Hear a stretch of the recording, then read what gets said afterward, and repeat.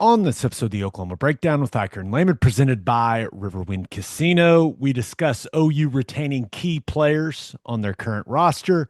We recap the college football playoff quarterfinals, and we give you our winners and losers of the week. Please download and subscribe to the podcast, rate it 5 stars, and write us a good review. Follow the show on Twitter, Instagram, TikTok, Facebook, and YouTube. Just search Oklahoma Breakdown on any of those, and you'll find us. All right, our man Michael Hosty will kick this thing off. It's time for the Oklahoma Breakdown. It's a beautiful Thursday, January 2nd, and you're listening to the Oklahoma Breakdown with Ikard and Lehman, presented by Riverwind Casino. Riverwind is Oklahoma City's premier casino experience, and there are so many reasons why Riverwind is consistently voted OKC's #1 casino, but it all starts with their amazing variety of gaming thrills and excitement. Riverwind's beautiful award-winning environment plays host to more than 2,800 of the latest electronic games with a huge selection of table games, including blackjack, match roulette, and Teddy's favorite, craps. No matter what your game, Riverwind has it in spades and hearts. And to learn more about their gaming promotions and entertainment options, all you got to do is visit riverwind.com. Riverwind Casino, good times, great rewards. Happy New Year, Ted. Happy New Year, huh? 2025, here we come. Going to be the podcast's best year yet, baby. Let's go. That's right. That's right. Feeling good about it. So, on our next episode, we're going to dive into some of these new portal additions for the Sooners and maybe take a look at the portal class as a whole, just where things stand right now. But I think it's important for us to focus on roster retention of your best guys. And I know it was a 6-7 season. I know Zach Alley just bolted for West Virginia. I know there's a ton of negativity around the program right now, but the Sooners did get some much needed positive news this week. And it has everything to do with key players on the defensive side of the ball coming back for another season at Oklahoma. So, Ted, let's start with Damonic Williams. You and I talk about it all the time. It's very hard to have a good football team if you do not have a really good defensive line. And that was big time news for this program that Damonic Williams is coming back for another season. Yeah.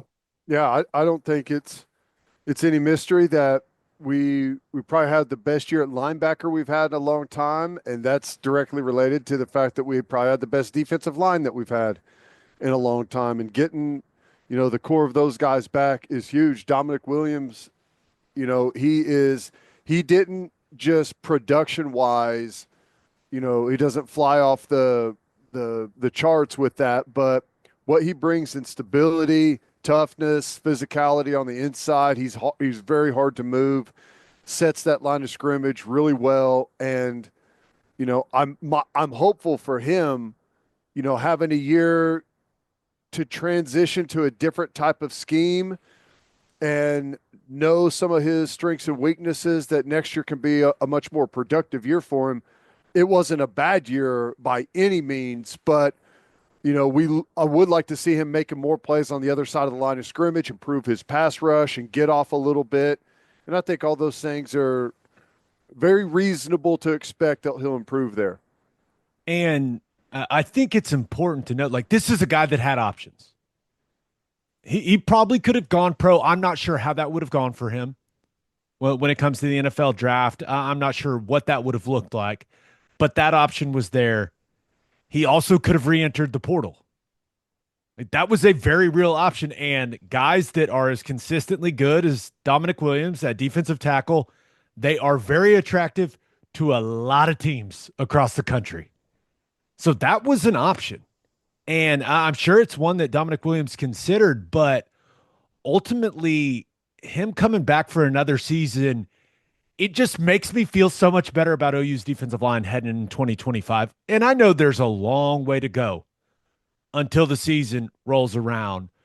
But with everything that's going on right now with the program, with all the negativity, it feels like the defensive line is going to be in a really good place heading into 2025.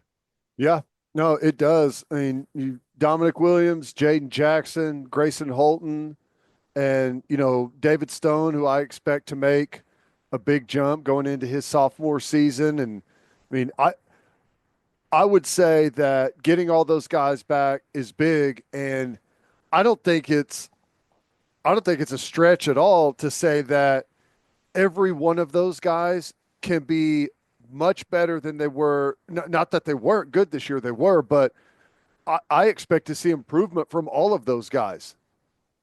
I think that's very reasonable, especially Jaden Jackson and David Stone. I mean, those guys are pups. Yep.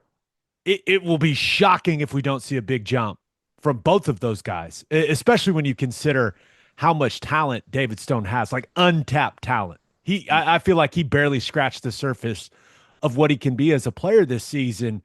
Jaden Jackson, I think, getting another year of strength and conditioning, he's only going to get more explosive, more powerful, and that's only going to make him a more productive player. But Halton, Jaden Jackson's deal is done.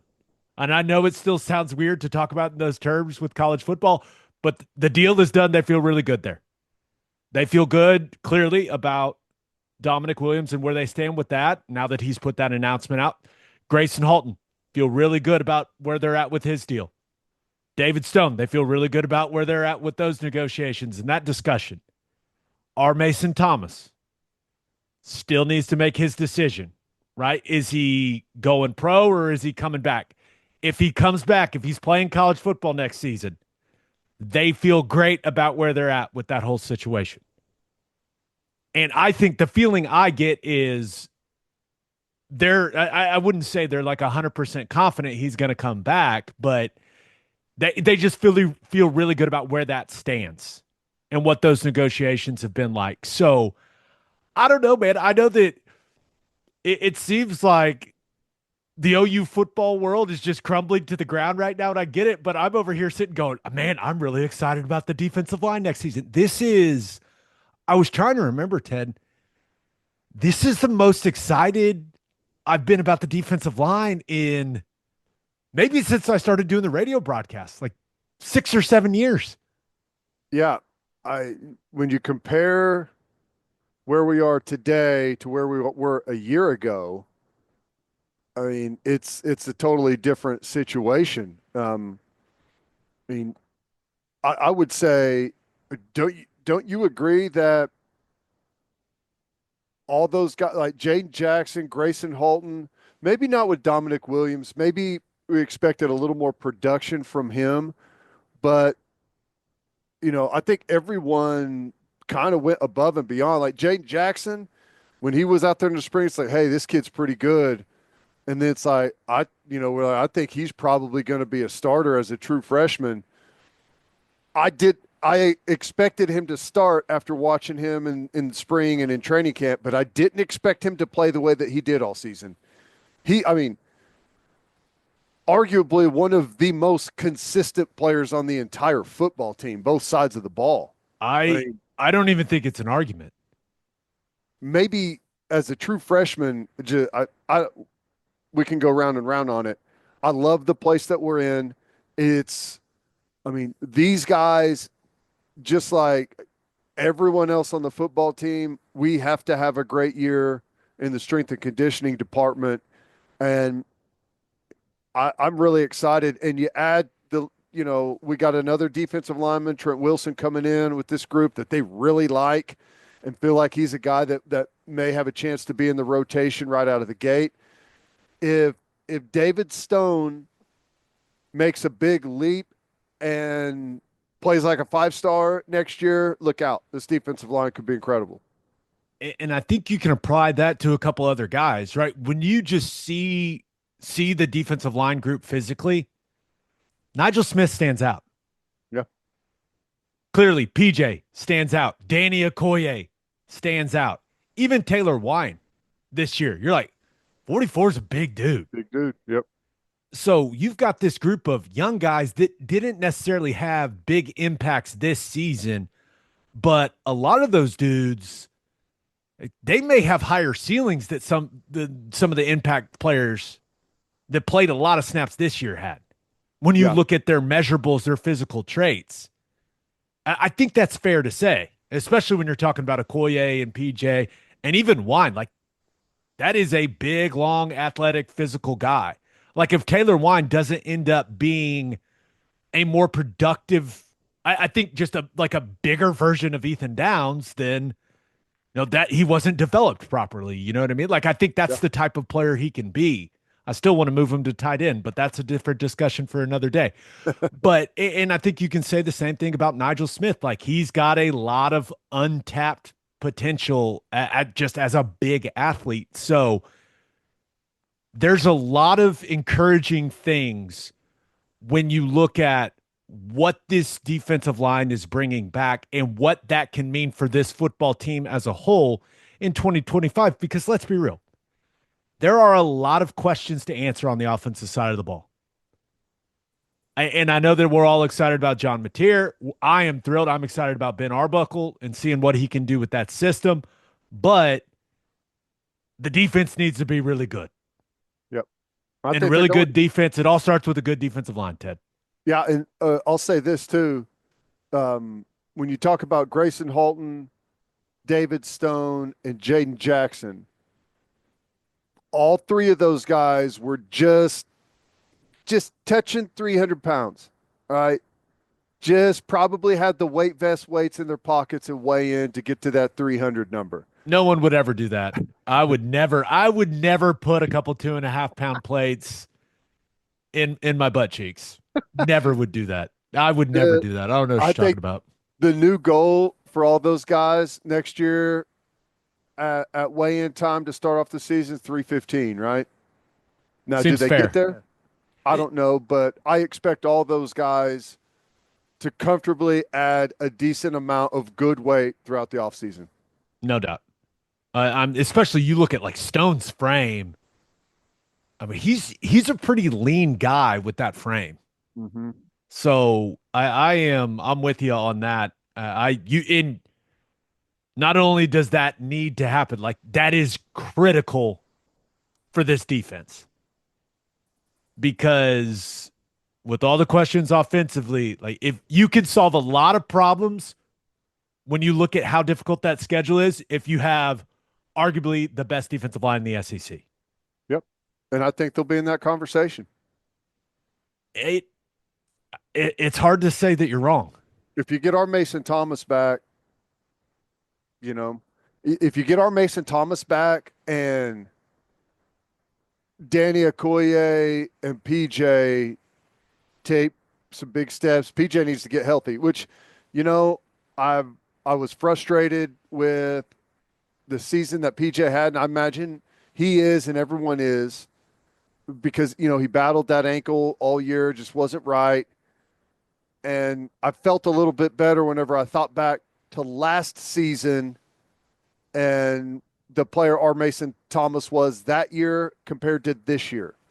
And being healthy and getting that ankle right was a world of difference for him. So if PJ can get healthy, have a good spring, a good training camp, make some improvement in the weight room and all of those things, I think he could take off. Like Okoye is a different animal than PJ in a sense that I think all the other stuff is there with him. He just needs experience, right? He needs to get the defense down and understand what his responsibilities are. And I think he'll be just fine. Sooners got more good news on the defensive side of the ball this week. Robert Spears-Jennings announced that he will be coming back for another season. I definitely feel like it's the best decision for him. I think he's an extremely talented player. I still think there's some growth for him at that safety position. But Ted, how important do you think it is that RSJ is coming back? I think it's big time. And I'm thankful that I never knew I had to worry about him leaving. Whenever the announcement that he was staying came in, I was like, oh, okay, that's awesome. I'm glad I didn't stress about that over the last couple of weeks that he may be going.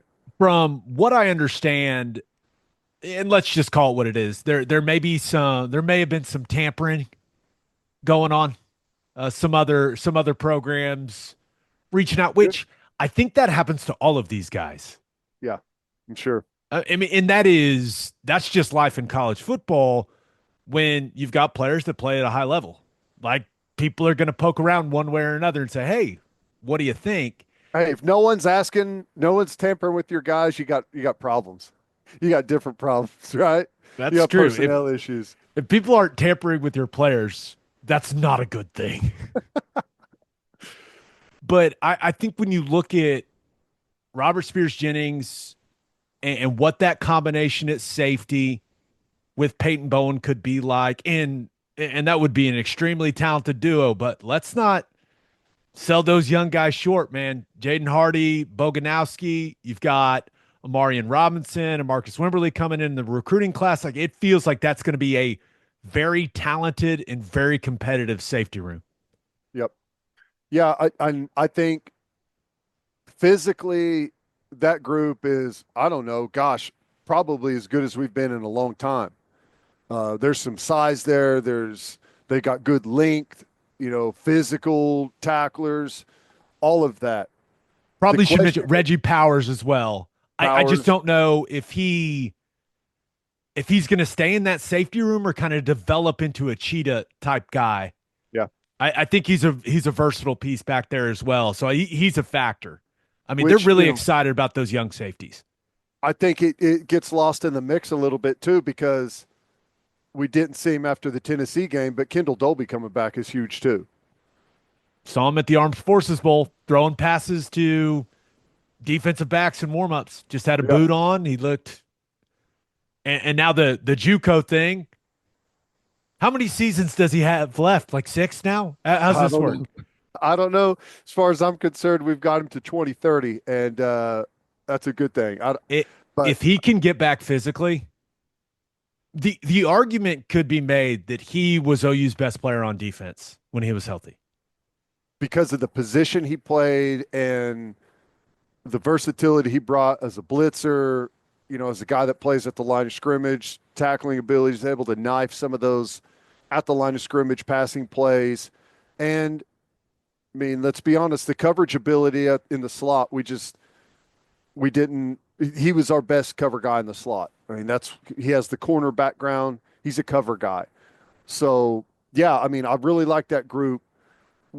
We we're going to have a good offseason and gather a bunch of experience. And that group has everything you need physically. It's just the mental part of it. Can we get to where we have the smarts, the ability to anticipate and make some of those plays that Billy Bowman did off of just knowing where to be? That's the one thing. I mean, you do have to remember that we're missing that. And what a guy like Bowman brings is more than just how many tackles and pass breakups and interceptions did he have, directing traffic on the back end, making sure guys are in the right spots. He's critical there. And this time last year, I don't know. I mean, I think we felt good at corner, but I didn't know we had a star like we have in Eli Bowen. So you can totally forget about one corner coming into next season. So you start to look around and could be a very, very good defense. There's going to be some leadership aspects, right? Like that's the one thing. We're losing seniors at all three levels that played a ton of football. Can we get the consistency that those guys brought? What do you think it says now? You got Dominic Williams saying he's coming back. You've got RSJ saying he's coming back. And those guys did that when they don't know who the defensive coordinator is going to be. I I like to take that as a very positive sign. Well, I think it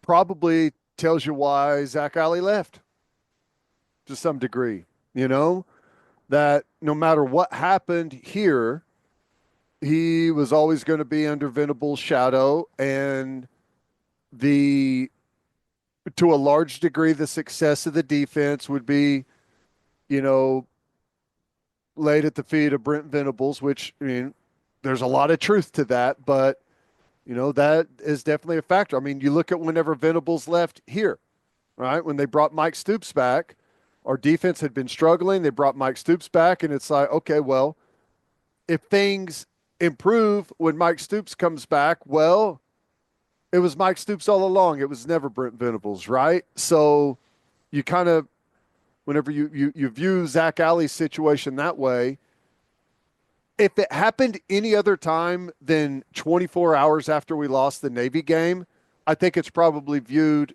a totally different way. But that definitely timing and perception matter. But in my opinion, they don't matter on what our defense is going to do next year. Yeah, I think that's a good way of putting it. I just think it was some positive news that this fan base desperately needed. I know I needed it. Yeah. I was I was a little down in the dumps about how everything had been unfolding these last couple days, and to see these guys, even though we still don't know who the defensive coordinator is going to be, to see these guys say, "Hey, let's do this thing again next year. Let's come back and play some great defense." All you need is just the offense to be above average. And if you play some really good defense, you're going to be in a lot of close football games and you're going to have a chance, even though you may have the toughest schedule in college football. And maybe I'm just being way too optimistic. I acknowledge that may be how this is coming off. But damn it, it's the new year, Ted. I'm choosing to be optimistic. I'm choosing to look at this thing with some positivity, okay? I I totally agree. And it's hard to it if you're optimistic right now, you're going hard against the grain. Okay. But the fact of the matter is, at least in my opinion, now there's some guessing involved and some projecting involved with Mateer, with Arbuckle's offense, with some of the other like wide receiver group. I I still think Deion Burks is a superstar, although I have yet to see it in action. Right? Fair. He's Very it's fair. just the production's just not there. But I still think that he can be an outstanding dude, especially whenever you combine it with some of the other solid additions we've made there and some guys that we have coming back. Um, Tight end is still something I worry about, but I think, at least in my opinion, this will be the best Oklahoma will like the base of what we've got on our roster.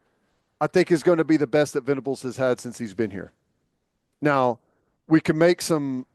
You can push back on that with the offensive line and some of the stuff on the offense, but I think the creativity and the scheme is going to do a lot to change a lot of that.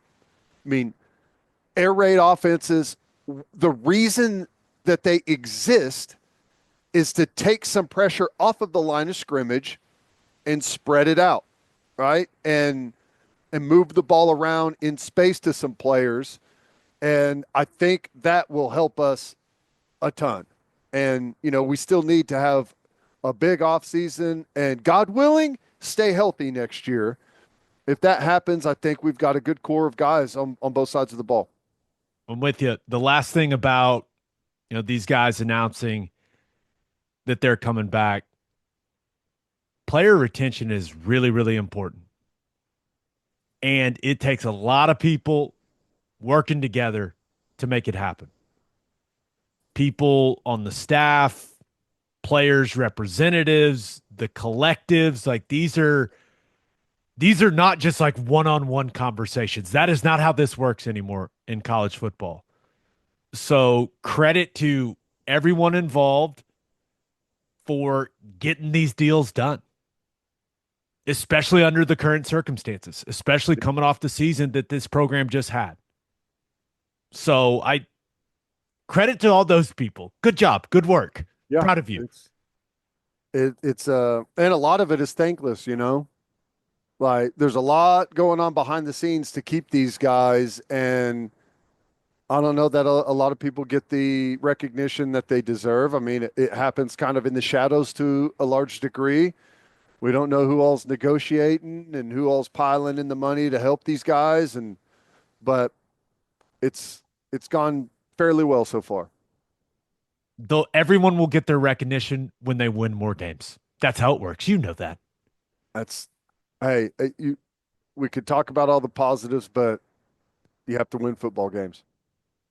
Let's recap what happened in the college football playoff quarterfinals. But first, hitting the highway, remember to stop at Love's Travel Stops. You can't miss the heart of the highway. And with the Love's app, you can also save big. How big? 10 or 15 cents big. Save 10 cents per gallon on gas and 15 cents per gallon on auto diesel. Save with the Love's app today and be welcomed by clean places and friendly faces. Certain conditions may apply. See loves.com for details. You listen to this podcast to get insight from the guys who played the game. Why don't you take that same approach when it comes to buying your beef? When you order from Didier Ranch, you are getting your beef directly from the people who raise it. A rancher knows what it takes to have premium quality beef. Didier Ranch has done it for over 100 years right here in Oklahoma. From delicious 21-day dry-aged ribeyes to savory steak burgers, there is no better place to get your beef. Get your beef from the guys who've done it and use code Oklahoma15 for 15% off on DidierRanch.com. Didier Ranch, tradition tastes better. And we are brought to you by Simple Modern, the official drinkware partner of the OU Sooners. Let me ask you a question. Are you getting enough water every day? Probably not. Did you know that men need about 124 ounces of water per day to stay hydrated? Let Simple Modern help you meet your hydration goals for this new year and help all the Sooners in your life stay hydrated this year too. Plus, with Simple Modern's new personalizer, you can now create personalized drinkware for yourself or anyone else with just a few clicks. With 10% of all Simple Modern profits going to charity, many in Oklahoma, you're also helping Oklahomans everywhere. Simple Modern, it's good everywhere. I think we should start here, Ted. The Sugar Bowl postponed, just awful. I mean, I don't really know what else to say. What is it up to? 15 people killed now, dozens more injured. Just a horrible situation in New Orleans, man. I don't know what else to say other than that. Brutal. The worst thing you could wake up to. Absolutely hate it. Smart decision by them, I think, considering the circumstances. And I mean, the fact that they didn't move it to a different location and postponed it 24 hours is probably the best you could have hoped for. I know it's going to affect a lot of the fans that had to travel there and all of that, but considering everything, smartest decision they could have made, finding the bombs located in some different spots and stuff like that. You just never know. So you don't want anything worse to happen. So yeah, moving it. A very minor detail in the whole scheme of things. Yeah, I'm confident that that man will get what he deserves. I think that's the best way to put it. Want to talk about some football now? I Yeah, don't know what else to say about that situation, dude. It's terrible. brutal. Yep, hate it. Let's move on to the Fiesta Bowl. Let's just go in order. How about that? Yep. Penn State controls things against Boise State. The Nittany Lions win 31-14 in that Fiesta Bowl. And I thought Boise State represented themselves really, really well. They they fought. They made it interesting a couple of times. They were threatening and just couldn't quite get over the hump. Whenever they had a chance to really make things interesting, Penn State would get the stops that they needed. I thought Boise State needed to play a clean game to really have a chance in it, and they just didn't. You get into the big 14-0 hole. That was really tough, but to their credit, man, they kept battling. There's just too many mistakes. Well, 4 turnovers, too many critical penalties, none bigger than the illegal hands to the face, which if it doesn't happen, like that, it didn't change the play at all. Mhm. But the guy knocks the guy's helmet off right in front of the official. Right. Just, it's one you have to call. And it did it have any impact on the play? No, but it takes a touchdown off the board. I mean, that the rule's the rule. But what also two missed field goals? Yep. It was it was just a little too sloppy from Boise State against a team that was more talented than them. But I came away from it going, Boise State didn't deserve a bye, but they belonged. That's a good Yeah. football team. That was my, as I kind of thought about what I watched during that game. I went, you know what, Boise State, that team can play, but the better, more talented team won the game. Yep. No, they did. Really like Penn State's offense. Just the creativity they have. Tyler Warren to me, best player on the field, right? Well, I mean, Genty is, but they were able to contain him by how much better they were on the line of scrimmage, contain him to a degree. But Tyler Warren's the dude now. I I would do anything for OU to have a guy like that. He's he's so good, and he's just like you forget how big he is with all the different ways that they move him around, and he wears a number that kind of makes him look a little bit smaller for some reason, but it's a big I feel dude. the opposite. I feel like I see Does 44 it? on him and I'm like, the number looks so small. He's so huge. Yeah. He's just he's a good player. I To have a guy of that size with the position versatility that he brings is just it's like the perfect weapon for Colton Nicky's offense. Drew Aller's best stuff is really good. I mean, those touchdown throws to Tyler Warren were absolute dimes.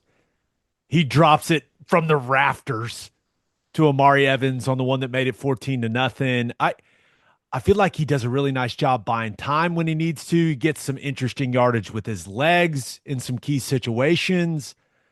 I feel like he's playing some pretty good ball. Man, I don't know if he came out. I know he already announced he's coming back.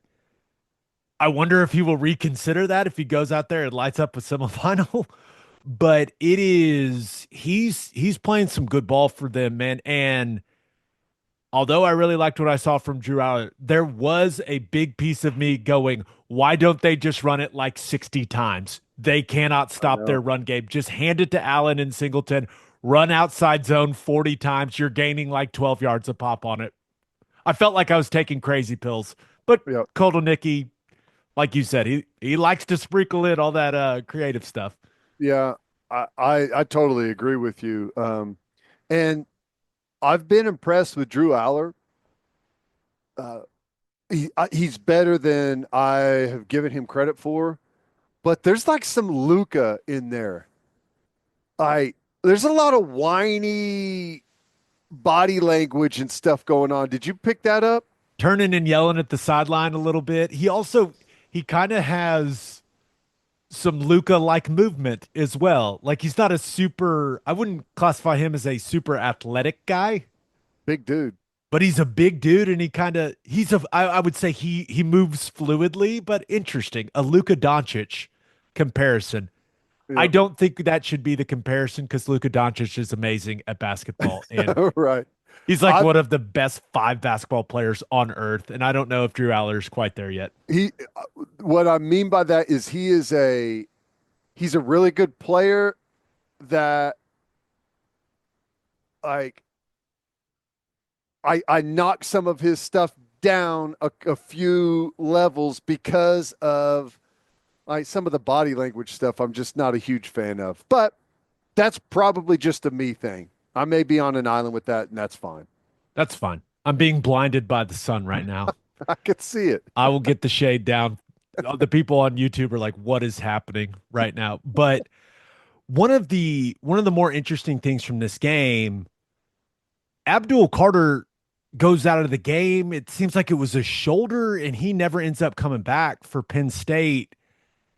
They need that guy. I mean, he is an absolute difference maker. So I don't really know what that means, like what his status is moving forward. But they kept showing him on the sideline, and he's their best player on defense. Like if they're going to make a serious run at this thing, they need Abdul Carter out there on the field. So I don't really know what to make of that. Yeah, they definitely need him back. They're going to have all hands on deck. This thing's going to get way more difficult before it gets easier. But all around good game for them. I was happy with the overall game. I mean, I was worried we were going to get a big blowout there, that they would be able to shut down the running game from Boise State and they wouldn't have much of an answer. But with some creativity and making some plays on offense, they were able to make it interesting. And Penn State was able to shoo them away late and get that final score. So it was all in all an entertaining game though for me. Just some excellent execution from Boise on some plays. Fullback dive. Oh, Yep. for a touchdown. You kidding me? Also the oh shoot tight end play that you love so Perfect. much. Perfect. As good as I've ever seen it executed. Guy could not have been more open. So It's almost one of those where he's too open and it's like, oh my gosh, is he going to drop it? it was as good as I've ever seen. But hey, Genty's a stud. I don't know why anyone would want to debate that. I know that he had a couple fumbles, but that guy is he's going to be a lot of fun to watch on Sundays. He's one of those guys that he makes a 5 yard run and it's like, oh my God, did you see that? How in the That world was incredible. yeah, he's crazy good. Anything else on that game? Solid win for Penn State. Entertaining Solid football win. game. Solid win, good game. I mean, I, where I was, we were all locked in for the full game. It wasn't one that you just kind of walk away from and feel like, oh, this one's in the bag. It was entertaining the entire time. It's good.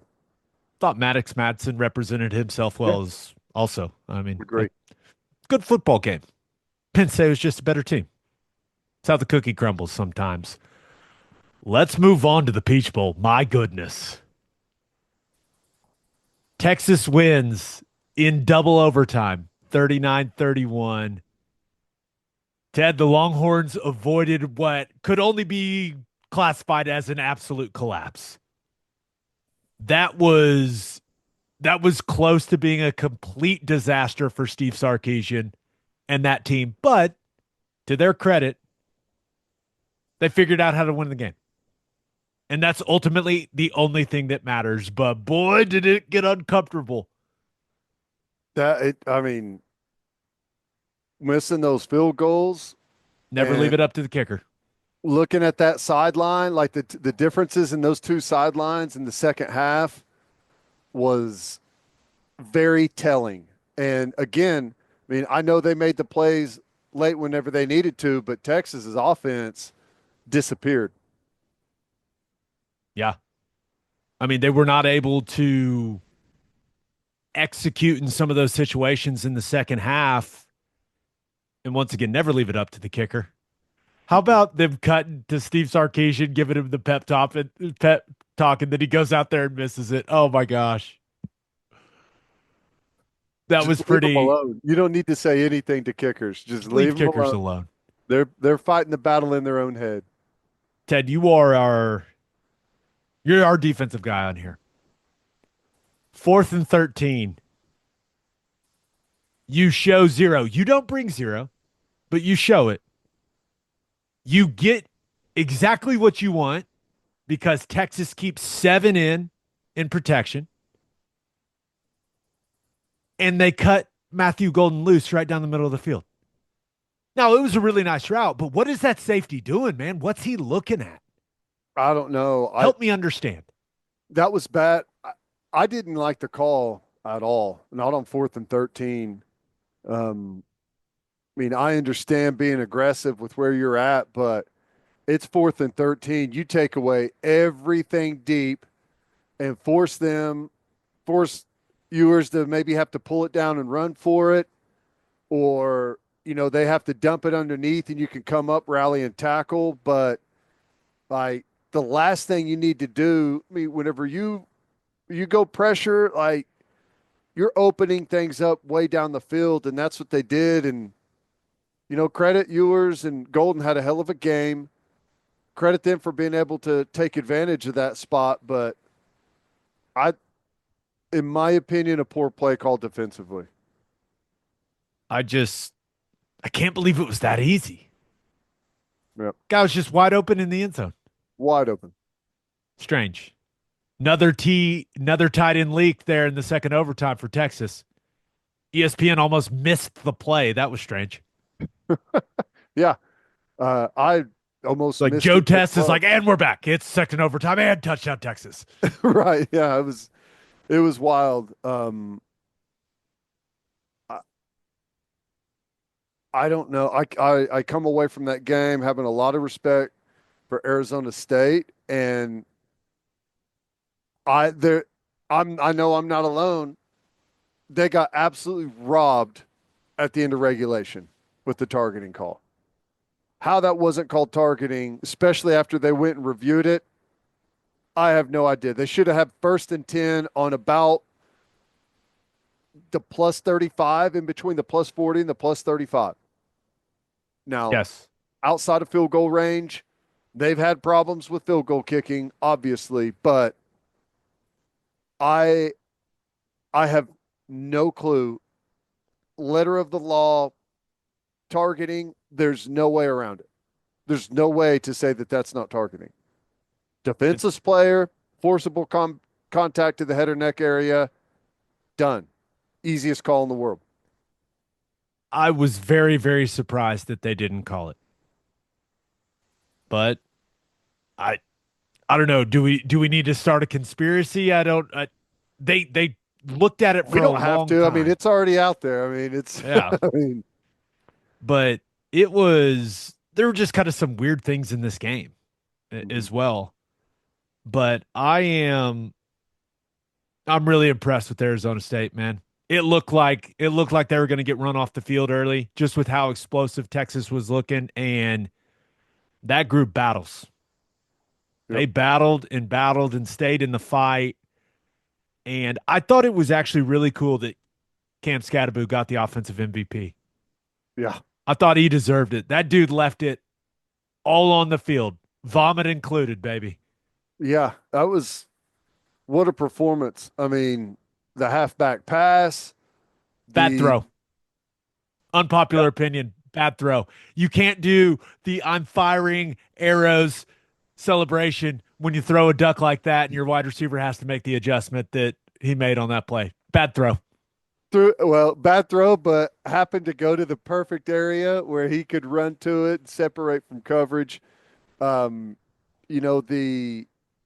the long pass he caught down the sideline, and then they had the face mask off of it. That was a great play. Not defensive pass interference, shouldn't have been called. But I don't know, just a great football game, except for the fact that Texas won it in the end. That was kind of how I felt as well. Right. It was like there was this point in time where every OU fan was sitting there going, "Oh my gosh, Texas is going to blow this." That 4th and 13, every OU fan, I can only imagine how many Twitter drafts were deleted at that moment in time when they scored a touchdown right there. I bet there were OU fans across the nation ready to fire off something, but There's just probably wasn't meant to some be. prematurely fired too. If you go look for them, I bet they're out there. I bet you they're right, but ultimately, just some situational things for Arizona State. What, three turnovers? Three turnover on downs in Texas territory, missed a field goal. Had one blocked. So it just, when you're Gave up playing a a punt team, return for a touchdown. punt return for a touchdown, when you're playing a team as talented as Texas, you got to be a little cleaner than that. But maybe the most important thing for Arizona State football in the last 24 hours is they got the contract extension done with Dillingham. Yeah. 5 years. I guess if he hits some incentives, it could end up being like a 10-year extension. So it seems like Kenny Dillingham is there to stay, and I'm not betting against that guy. I know that. Yeah. I would expect him to have them winning at a very consistent level in the Big 12. Think so. Now they got to find a way to replace Scatterboo. That's a big piece of their offense right there. But very effective. I imagine he's going to kill it in recruiting. He is. I don't know how long he's going to be at Arizona State. That's kind of his spot. If he can turn it into the machine that he wants to, maybe he's there for a long time. But I mean, really impressive to perform the way that they did without their best receiver with the start that they had a chance to win, and yeah, just the closer you get, the harder the loss is, and you could see it in those guys in the post game. Just very difficult, but that was a fun game, man. Really was. It was good. Texas is in the college football playoff semifinals. Awesome. Yeah, well, Sarkisian's done a great job. Dang it. they're going to have to play better. I'm with you. The Because understatement of the year. Ohio State's a wagon, bro. Oh my God. Woo! Dude, that was a whooping in the Rose Bowl. Can we all just say 41. that there's no way Oregon should have had a bye? Joking. It's never a good joke when you have to say joking at the end. No, it is it is a funny conversation starter. Like, what are you going to say about Oregon? Right. Undefeated, Big Ten champs, had a great season, got their bye, and let's just be real. They ran into the wrong team in Pasadena. Ohio State I don't know what they did. I don't know what changed after the Michigan game. I don't know what they did, what they changed. I don't know. But whatever it was, whatever that embarrassment created for them, it's the best thing that could have happened to them because they look incredible. They literally have a superstar at every single position, and they are all playing like it right now. Everyone. It's Will nuts. Howard looks like the best quarterback in college football. He looks like the best quarterback in college football. He's throwing to three mutants at wide receiver. Their defensive line is unblockable. Their secondary are punishing. They check every single box right now. The version of Ohio State we've seen the last 2 weeks is the best team in the country by miles. Like, it's not even, there's no one that's played at that level. Not even close. They may be the best team by miles that we've seen like in the last couple of years. Since LSU in 19, maybe. I think that's fair. And this team this team is way more talented on defense than that LSU team was. Oh yeah. Yeah. Now offense, Jefferson and Chase, my goodness. But and obviously Burrow. But dude, it was one of these games where I was sitting there watching. I wonder how Ohio State is going to try to play this game. Is it going to be a little more conservative, or are they just going to come out firing and try to just be super explosive early and oh my gosh, bombs away? Yep. Jeremiah Smith is a beast. Unreal. And Will Howard was dropping dimes. I feel like that guy has made himself a ton of money in the last couple of weeks, but It's crazy. I was hoping this would be a great football game, and it was over quick. Real quick. It was over instantly, and both sides of the ball. I mean, Ohio State, I love watching Ohio State's defensive line work. I mean, when you got a four-man rush like that, it makes everything really easy. Also, negative 23 yards rushing for Oregon in the game. Now, it's so stupid. College football has to fix it. Stop counting sack yardage as rush yardage. Please stop it. It makes no sense. It skews the stats. It makes me upset. Please just fix it. But that kind of tells the whole story. Yeah. Oregon got in a massive hole. They probably had to abandon what they wanted that plan to look like offensively. And I felt like Dylan Gabriel, every time he dropped back, he was just looking and looking and looking, and no one was open. And then he would get hit or sacked. Yeah, it's like, they'd show the replay from, the sky cam behind him. It's like, there's nowhere to go with the football. Absolutely nowhere to go with the football. They're under and over everyone, tight coverage. He's running for his life. I can't imagine that he had to be like, who is this football team? We already supposedly played this team once this year. This is not the same team that we played. And he would be correct. I don't know what's happened. That's an angry football team full of freaks, and they are all playing out of their minds right now. It's crazy how the discussion around this Ohio State team has changed in just a matter of weeks. It was, what is wrong with Ohio State? Why can't they beat Michigan? Some people are going, should Ryan Day leave? And now it's to the point where I'm going to be very surprised, and I don't feel like I'm alone. Going to be very surprised if they don't win the national championship. It will almost be like a huge disappointment now. That's what I'm saying. Like, Ryan Day's put even more pressure on himself by the way they've played the last 2 weeks if they don't continue it, because there's nobody, Georgia, Notre Dame, Texas, Penn State, there is nobody that can beat the version of Ohio State we've seen the last 2 weeks. They can't. I think that's fair. And I feel very dumb that I thought Oregon would win the game. Oops. Well, I thought Ohio State would win, but I thought, well, that we may not get the same pissed off version we got at home against Tennessee, but they found something good enough to get the win over Oregon. Woo. And, I don't know.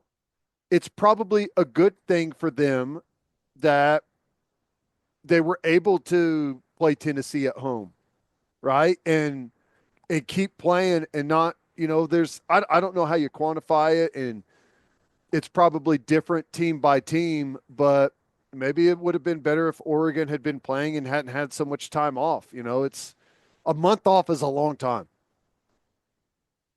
I think the number one takeaway of the quarterfinals, the 3 games that we've seen, it's got to be that Ohio State looks, let's be real, they look unbeatable. Where's the weakness? Some people may have thought, oh, Oregon scores before the half, they score coming out of the half. There was never a single second of that football game where I thought Ohio State was in jeopardy at all with the way that it started. No. They just, Travion Henderson looked like the fastest man alive on that touchdown run. Yeah. Like, Oregon's players looked like they were moving in slow motion on that play. I watched it like 10 times to make sure my eyes weren't messed up. I was like, what is happening here? They just, dude, they look like what they were supposed to be without what they spent on their roster. Like, they look like it has all come together and they are firing on all cylinders. And it's really fun to watch, but I'm also really worried for every other team left. It's like, it is what it is. They look awesome. They look awesome. How many first rounders are on that team right now? Yeah. Are you talking about the upcoming draft or total? Total.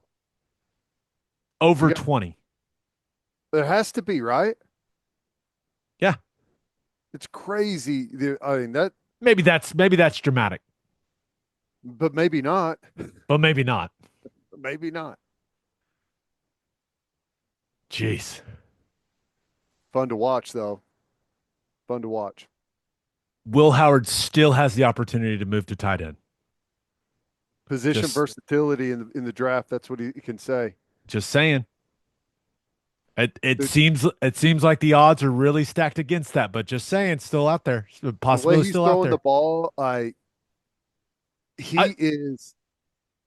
I'm so happy for that kid. I interviewed him a ton on Big 12 radio. We always did it on Zoom, and like we were always chatting before and after. He's just a great guy.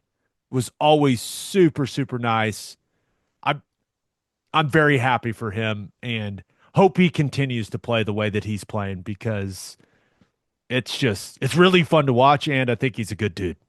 Well, and you know, the thing that everyone's going to love, like if he continues to play the way he has against the top talent, everyone's saying, let's learn a little bit more about Will Howard. Oh, 6'5", 240 plus pounds. I mean, he's like your prototype body type that you want for quarterback in the NFL. No doubt. You Athletic, can run around. ready to pick some winners and losers of the week? Let's do it. But first, Schwab Meat has been smoking the highest quality meats, hot dogs, and sausages in OKC since 1912. Go to schwabmeat.com to order any of Schwab's outstanding products and use promo code OKBreakdown for free shipping on orders over $75. Schwab dogs are iconic. I like to keep it simple. Just a bun, dog, mustard, ketchup. Also, the jalapeno cheddar smoked sausage is ridiculous. Schwabmeat.com, code OKBreakdown for free shipping on orders over $75. Schwab Meat, the official hot dog of game days. Oklahoma's favorite pub, Pub W, is a modern American pub offering a great new take on classic drinks and cuisine. They offer an extensive beer and specialty drink selection with something for everyone, and that's exactly why Pub W was voted best happy hour. And we all love a delicious brunch. Pub W brunch is served Saturdays and Sundays until 2 p.m. with some of the most delicious brunch offerings you'll find anywhere. Now open in Yukon, Oklahoma. Visit one of their 6 Oklahoma locations. Visit pubdub.com for locations and menus. Insurica has launched a new digital agency introducing Insurica Direct. Whether you're in Oklahoma or anywhere across the U.S., they've got you covered. From small business insurance and health insurance for your employees to insurance for individuals like home, auto, and even Medicare supplements. Insurica Direct's got it all. Start your journey today at insuricadirect.com. Remember, at Insurica, we specialize in you. As always, Ted, kick us off. Who do you have as your winner of the week? My man, Baker Mayfield. Once again, another huge game. Got an opportunity to lock up the division and lock up a playoff berth with the win over the Saints. Need a win or tie with the Saints. I think they'll get that. But Bake, over 4,000 yards. I think he's like 4,200 yards passing, 39 touchdowns. He's like third in the NFL right now in passing yards. Had an incredible year. Fun as hell to watch, entertaining, and who knows what happens in the playoffs. I think the NFC has faded a little bit, so there may be a chance to make a little bit of a run for Tampa Bay. 359 yards and 5 touchdowns. Is that good? I will take that. That seems good. Seems really good. And, now, the Panthers stink. Yeah. But I'm so happy for him. He got his big contract. Because let's be real, it felt like he was to the point where, okay, he may just be a backup the rest of his career. Yep. Kind of bet on himself and went to Tampa and has absolutely thrived. And it's awesome. How big was that game that he got to start for the Rams? Feels like it changed his career. Yeah, changed the trajectory of his career, feels like for sure, because he was kind of left like at that point it was like, what's next for Baker, man? And that's kind of where it felt like maybe he can perform well, get a chance on a roster, maybe be a backup, and who knows what happens. Nope, he's taking that Tampa Bay job, and we know this because we watched him here. Fans absolutely love that guy, and you can see it with Tampa Bay. Tampa Bay fans love him like they haven't loved a quarterback in a long time or ever. What do you think it feels like to be a Browns fan and watch him play this way. I know that was a while ago now, but that whole situation they've had going on at quarterback, which ever since Deshaun Watson got out of the picture, I've been able to cheer for the Cleveland Browns again, which has been nice because they employed me twice. And I like to cheer for the teams that, had me on the roster. Makes sense. But you got that mess, and then you're just watching Baker do his thing and be like the most likable guy in the league. That's got to feel so terrible. I hate to say this, Ooh, but it probably feels the same as it's always felt to be a Browns fan. that's fair. You know what I'm saying? I hate to say There's it some so harshly. extenuating circumstances to this whole thing, There's though. no doubt. Yeah. I mean, it still has to go down as like even at the time, it was a horrible contract and it kept getting worse and worse and worse and worse. And you're right. But to watch Baker be like the toast of the league and the most likable guy in the NFL, it hurts. Baker's going to get a lot of commercials during the offseason, and I'm all for it. Come on. It's going to be great. Can't wait. Who do you have as your loser of the week? I had to go with Aaron Rodgers fans like myself. It looks like this is the end. One last game. He said that, he's got to he's got to recognize and realize that there's a good chance that Sunday's the last game he plays in the NFL. That they're probably going to make some changes there, and it's probably for the best. The Achilles thing was a killer at that age to have to battle back from that and change the way that he has to play, and he's just not the same clearly, and I doubt that he plays again. He may, but it does feel like the end of an era. His time in New York has been a complete disaster. You think about the injury in year one, All the buildup and then first series, brutal. and then just the way this season has gone. Mm-hmm. Couldn't have gone worse. I mean, it's just been an absolute disaster. And it makes me wonder, like, if he just would have picked somewhere other than the Jets, what could have been, what the alternate reality looks like if he goes somewhere else. But he picked the Jets, and it's the Jets. Yeah. Which they're interviewing Rex Ryan, maybe going back to old Rex. I That can was the tell best you, little span that they had. I can tell you from personal experience, it is so much fun to play for Rex Ryan. He's a fun dude. Just it is enjoyable walking into the building every single day. You walk in, you're like, I think I'm going to have some fun today. Yeah. And if we would have had a quarterback in Buffalo, no offense to Tyrod Taylor, great dude, really solid quarterback, has had an awesome NFL career. If we would have had a Josh Allen, Rex would have been able to do a lot with that. Rex has never had a quarterback. No, which is interesting. I know. Give that man a quarterback. He doesn't know wouldn't know what to do with a quarterback. But yeah, it's looks like that's it for Aaron Rodgers. If Rodgers hangs it up, are we going to need to have like a ceremony or something? You're going to be okay? I may need some time, Okay. but I think I'll be okay. Okay. That's fair. All right, let's get to my winner and loser. But first, and three things matter in banking: service, service, and service. And First Fidelity Bank's commitment to exceptional service is more than a promise, it's their foundation. FFB has been by your side for over a century, and they are honored to be a part of your journey. Banking isn't about where you've been, it's about where you are headed. Open an account at an award-winning bank today at ffb.com.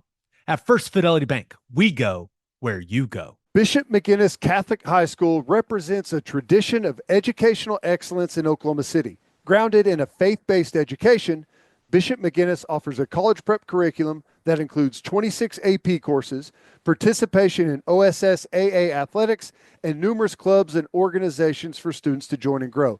If you want to provide the best possible educational and spiritual development for your children, contact Bishop McGinnis Catholic High School or visit bmchs.org. Financial aid is available. And go to opolisclothing.com and use promo code TED for 10% off our podcast merchandise and the best OU gear out there. That's opolisclothing.com and use promo code TED. Buttery soft and 10% off. For my winner of the week, give me the Oklahoma City Thunder. That New Year's Eve game, I wasn't there, but I could feel the energy on the couch. That third quarter, that avalanche, where it just felt like they were turning over the Timberwolves every possession and hitting every three. That crowd was going crazy, and I was getting so hyped just watching it and feeling the energy through the TV. It was so much fun to watch. What, a 43-23 third quarter? And even though that took place, like, hey, it's a 3-point game with 3 minutes to go. And how are you going to respond in those types of situations? And the Thunder thrived under the pressure again. And I loved seeing that. I know that the way that the NBA Cup finals, the way that game will kind of just be lingering in the back of all of our minds because it was an absolute disaster. But that feels like just a significant outlier. And this team continues to just be rock solid, and 40 points for Shai Gilgeous-Alexander on 23 shots, was hitting everything, getting to the basket, just making people look silly. 3 for 5 from 3. The dude is an absolute bucket, Ted. He is so much fun to watch. Yep, he's fun to watch, and he's the guy that has every single tool in the toolbox right now on the offensive side. Like, he hits the long range three, he can put it on the floor. He's got it all, man. And he's kind of leading the charge. The old guard is like fading out, like, to some degree, right? All of the familiar names for the last decade or more, and he feels like maybe the leader of the next wave, or one of them. They need to figure out how to market him. The NBA needs to figure that out. They could start by playing the best young team in the league on Christmas. That would help. That would help a lot. Maybe some more nationally televised games for the best team in the West. It was the best team in the West last year. Yeah. Was number 1 seed. Seems like a no-brainer, but you're right. They do need to figure that out. It'd be helpful to everyone's cause if they could figure that out. Did you see what Anthony Edwards said about Shai after the game? Said he's unguardable. Yeah. Said he felt like Shai's the MVP this year and that he probably should have been the MVP last year. I mean, that's high praise from let's be real, one of the stars of the NBA. Anthony Edwards, I think that's fair to say now. Yep, I agree. Like, for a guy like that to say that about you, like that carries weight. It just does. And Hartenstein continues to be awesome. Yep. 15-10. There was a big deal made about how big of a deal the Thunder gave him. Oh, they overpaid. It's Oklahoma City. He addresses their needs. We'll see. That dude has been worth every single dollar. I mean, he's been fantastic. They overpaid. Like, to me, that is like the most worthless term in the NBA that you could ever use. That they overpaid someone. I mean, there's guys on the bench that make like $20 million a year. It's wild what the NBA salaries have done. So if you need a guy, pay him. As we record this, the Thunder are 27-5 with a 5-game lead in the Western Conference. Still not sure when Chet is coming back, but this team looks capable of making noise without Chet. Take your time. Take your time, big fella. Get right, get back, and then fresh legs for the stretch run. We haven't seen at this all. team play one game Nope. with all the dudes. It's crazy. Still number one in the West, 5 game lead. Yeah, it's like Pretty good. number one in the West, playing like the best team in the league. And oh yeah, they're going to add another All-Star at some point this year. It's a really good time. I know that we're going through it as OU football fans, but it's a really good time to be a Thunder fan, man. These Hitch next your several wagon to the years, Thunder right now. next several years are gonna be really fun. Yep. Just feels great. And the team feels like it I don't know, but from the outside looking in, it feels like it's probably one of the most underrated things is chemistry, and it feels like this team has a great chemistry. Like they mesh really well. It's an easy team to root for. Mm-hmm.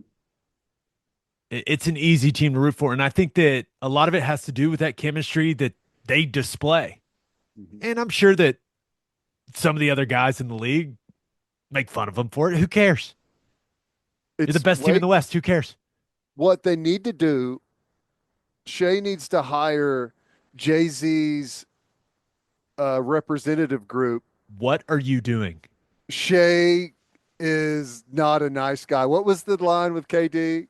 KD's not nice or something KD like is that. not nice. Yeah, this team needs some attitude. We need more people to hate them, is what we need. Can we figure that out? We need to have a guy that everyone despises. That'll be great. Who can be the Thunder's Draymond?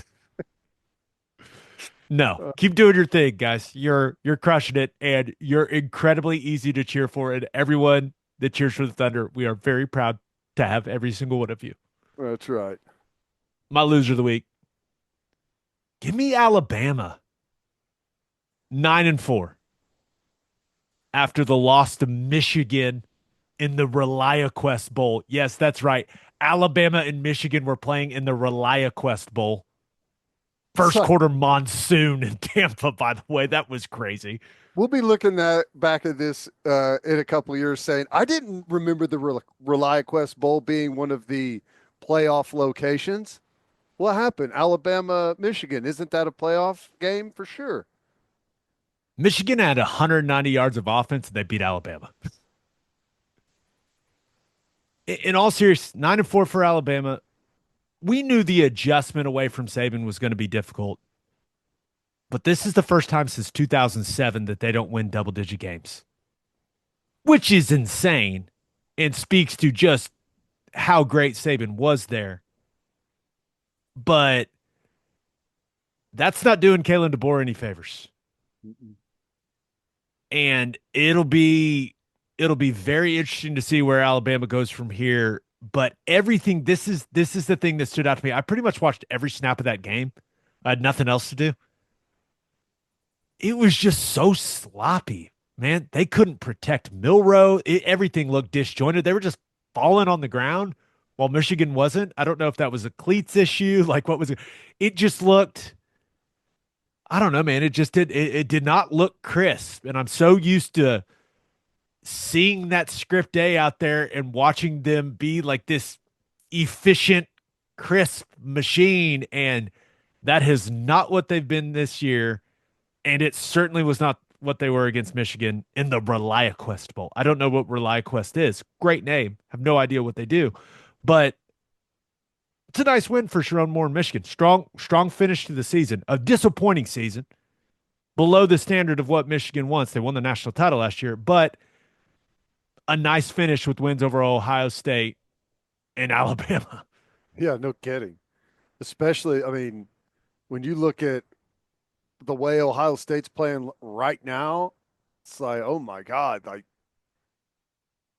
it's just crazy that Michigan beat that football team in their house. But hey, here we are, and something to build on for Michigan. I know, it's always hard after a national championship. They lost their head coach, they lost some other players, but I mean, from a team that lost their bowl game, it's nice to end on a positive note, and Michigan has. Just had to bring that up, huh? It's I had there. I had already deleted it from my memory.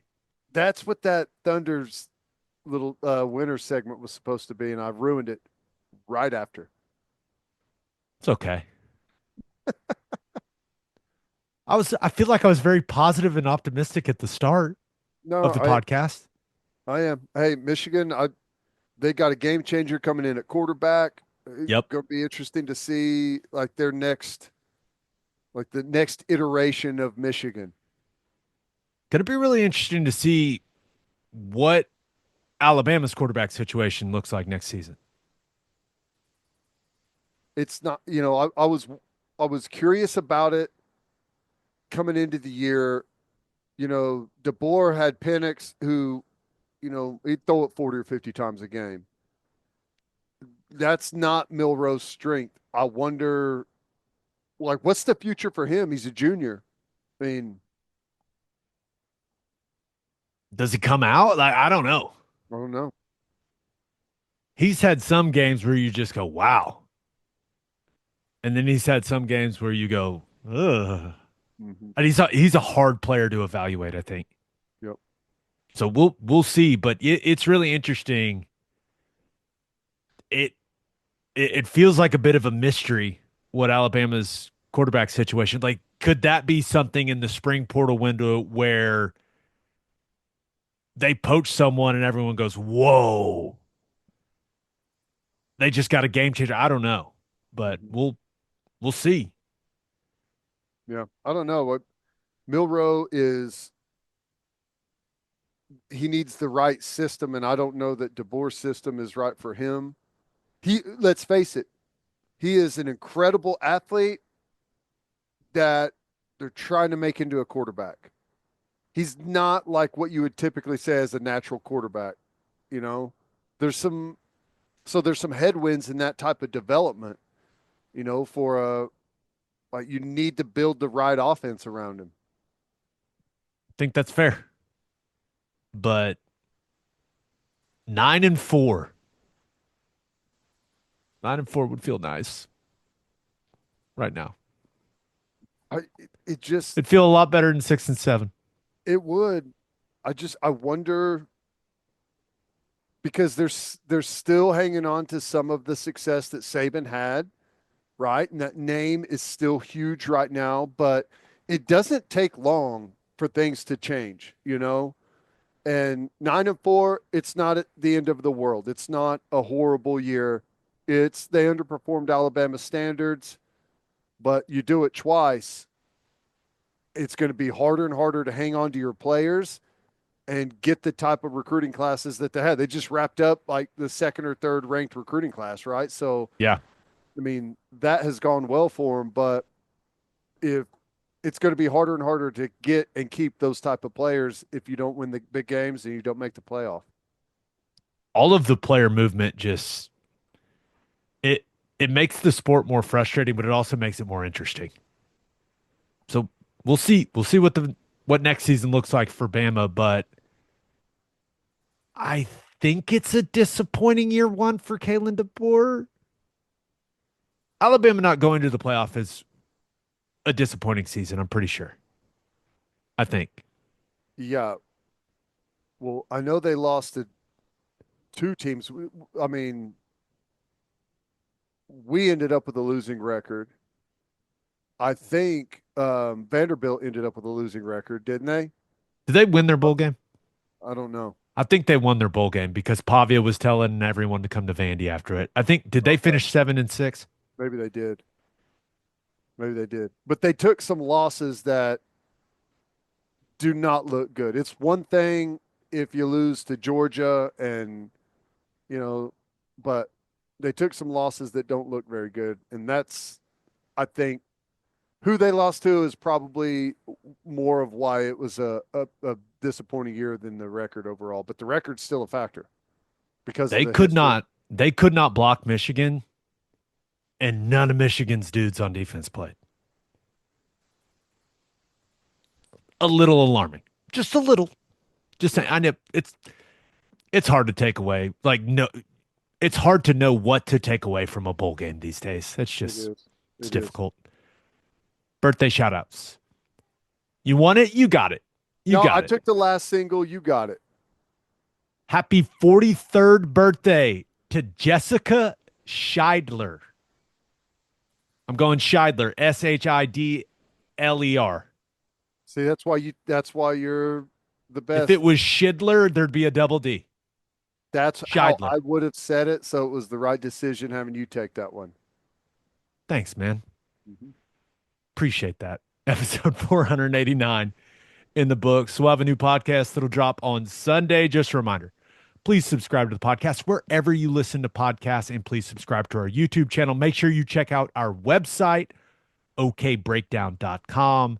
Have a great rest of your week. Have an awesome weekend. And until next time, we appreciate you all for listening. Do what you always do, Oklahoma. Take care of each other.